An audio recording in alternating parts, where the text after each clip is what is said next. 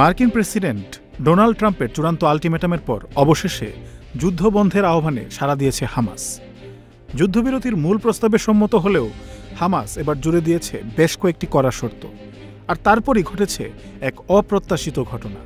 ইসরায়েলের সবচেয়ে বড় মিত্র আমেরিকার প্রেসিডেন্ট ট্রাম্প সরাসরি ইসরায়েলকে গাজায় অবিলম্বে বোমা হামলা বন্ধ করার নির্দেশ দিয়েছেন। তবে কি সত্যি গাজায় ইসরায়েলি আগ্রাসন বন্ধ হতে যাচ্ছে?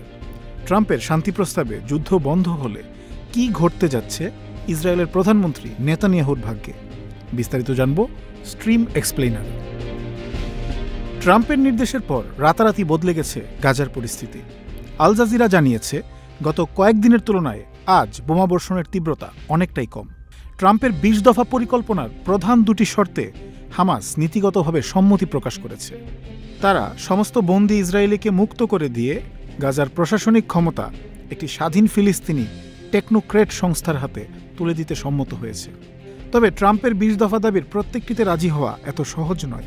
ট্রাম্পের পরিকল্পনার অন্যতম দুটি মূল দাবি হামাস সরাসরি এড়িয়ে গেছে। প্রথমত, নিরস্ত্রীকরণের বিষয়টি হামাস সম্পূর্ণভাবে এড়িয়ে গেছে। দ্বিতীয়ত, হামাসের পক্ষ থেকে সবচেয়ে বড় আপত্তি এসেছে গাজার ভবিষ্যৎ প্রশাসন নিয়ে। হামাস ট্রাম্পের প্রস্তাবিত আন্তর্জাতিক ট্রানজিশনাল গভর্নেন্স বডি বা বোর্ড অফ পিসকে সরাসরি প্রত্যাখ্যান করেছে। কারণ এই বোর্ড গাজাকে বৃহত্তর ফিলিস্তিন থেকে বিচ্ছিন্ন করবে এবং এর প্রধানদের মধ্যে থাকবেন ইরাক যুদ্ধের বিতর্কিত ব্যক্তিত্ব টনি ব্লেয়ার, যিনি পুরো আরব বিশ্বে একজন যুদ্ধাপরাধী হিসেবে বিবেচিত। হামাস স্পষ্ট জানিয়েছে ফিলিস্তিনিরাই ফিলিস্তিনিদের শাসন করবে। জাতিসংঘ ও ইউরোপীয় ইউনিয়ন ট্রাম্পের পদক্ষেপকে ইতিবাচক সংকেত হিসেবে দেখছে।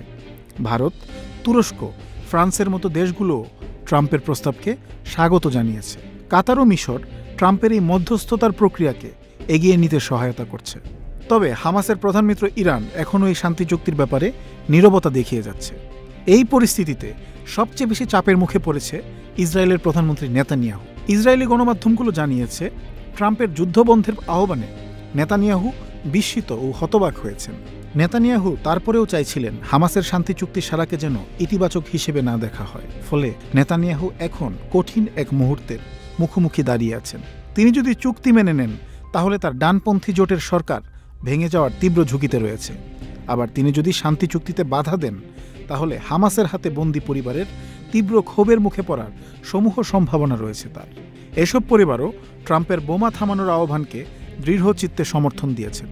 তবে ইসরায়েলের বিরোধী দলীয় নেতারা বর্তমানে একটি রাজনৈতিক সেফটি নেট তৈরি করেছেন। তারা বলছেন জোট ভেঙে গেলেও ঐক্যভিত্তিক সরকার গঠন করে শান্তি চুক্তি বাস্তবায়ন করতে তারা সম্পূর্ণরূপে প্রস্তুত। এদিকে ইসরায়েল জানিয়েছে তারাও ট্রাম্পের পরিকল্পনার প্রথম ধাপ অর্থাৎ বন্দীদের মুক্তির জন্য প্রস্তুত হচ্ছে। কিন্তু গাজায় আজকেও ড্রোন হামলায় আবারও হতাহতের ঘটনা মনে করিয়ে দিচ্ছে এই শান্তি প্রস্তাব অত্যন্ত ভঙ্গুর, যে কোনো সময় পরিস্থিতি পাল্টে যেতে পারে। তবে হামাস এখন বল ঠেলে দিয়েছে ট্রাম্পের কোর্টে, তাই সামনের ৪৮ ঘণ্টা বিশ্ব রাজনীতির প্রেক্ষাপটে অত্যন্ত গুরুত্বপূর্ণ। গাজায় যুদ্ধবিরতি ঘটে কি অবশেষে শান্তি আসবে, নাকি এই আলোচনার দরজা আবারও বন্ধ হয়ে যাবে নতুন কোনো কূটনৈতিক জটিলতায়? আপনার মূল্যবান মতামত জানান আমাদের কমেন্ট বক্সে।